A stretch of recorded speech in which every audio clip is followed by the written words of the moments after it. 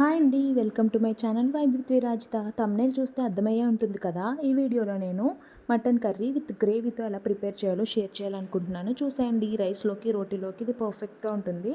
దీనికోసం ముందుగా నేనైతే కుక్కర్ తీసుకున్నాను.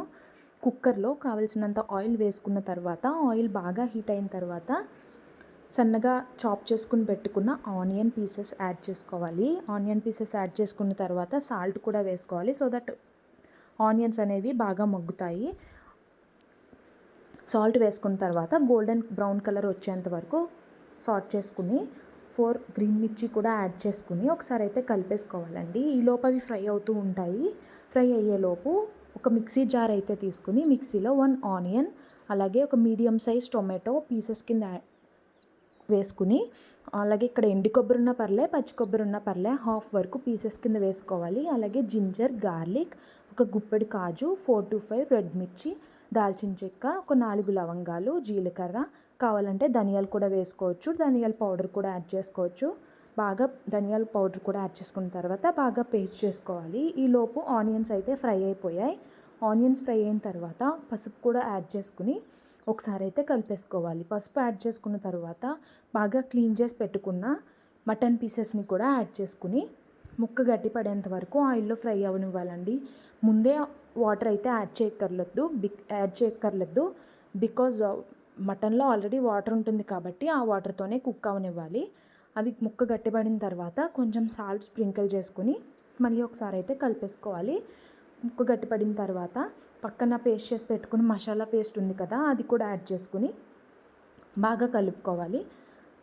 అది కొంచెం అడుగు అంటుకుంటుందండి. అడుగు అంటుకోకుండా కొంచెం మసాలా అనేది పీసెస్కి పట్టేంత వరకు ఒక 2 minutes అయితే బాగా కలుపుకోవాలి. అలా కలుపుకుని ఒక 5 minutes తర్వాత కొంచెం వాటర్ పైకి వచ్చింది చూసారా, ఆ టైంలో ఒక 2 spoons వరకు కారం అయితే యాడ్ చేసుకున్నాను నేను. కారం అనేది మీ చాయిస్, మీకు ఎంత కావాలో అంత యాడ్ చేసుకోవచ్చు. పేస్ట్లో ఆల్రెడీ మిర్చీస్ యాడ్ చేసాం కాబట్టి చూసుకుని కారం యాడ్ చేసుకోవాలి. అలా యాడ్ చేసుకున్న తర్వాత లైట్గా మటన్ మసాలా 1 టేబుల్ స్పూన్, అలాగే గరం మసాలా 1 టేబుల్ స్పూన్ వరకు యాడ్ చేసుకుని ఒకసారి అయితే కలిపేసుకోవాలండి. కలిపేసుకున్న తర్వాత చూసుకుని తగినంత వాటర్ పోసుకుని పీస్ మునిగేంత వరకు వాటర్ వేసుకున్న తర్వాత కుక్కర్ విజిల్ అయితే పెట్టేసుకోవాలి. నేనైతే 6 to 7 విజిల్స్ వచ్చేంత వరకు బాయిల్ చేస్తే నాకు పర్ఫెక్ట్గా కుక్ అయిపోయింది. విజిల్స్ అనేవి కంప్లీట్లీ మీ చాయిస్, మీకు ఎంత మెత్తగా కావాలి అని అనుకుంటే అన్ని విజిల్స్ వరకు రప్పించుకోవచ్చు. 6 to 7 విజిల్స్ తర్వాత ఒకసారి మూత తీసి గ్రేవీ కూడా థిక్నెస్ చూసుకుని ఎంత థిక్గా కావాలనుకుంటే అంత దగ్గర పడేంత వరకు బాయిల్కి అయితే ఉంచేయచ్చు. ఇక్కడైతే పర్ఫెక్ట్గా కుక్ అయిపోయింది. అలా కుక్ అయిపోయిన మటన్ కర్రీలో సన్నగా చాప్ చేసి పెట్టుకున్న కొత్తిమీరను కూడా స్ప్రింకిల్ చేసుకుని లాస్ట్లో వేడివేడిగా సర్వ్ చేసుకుంటే చాలా టేస్టీగా ఉంటుంది. చాలా క్విక్గా అయిపోతుంది. అలాగే ఇది రైస్లోకి రోటీలోకి కూడా పర్ఫెక్ట్ కాంబినేషన్. గ్రేవీ కూడా ఎక్కువ వస్తుంది.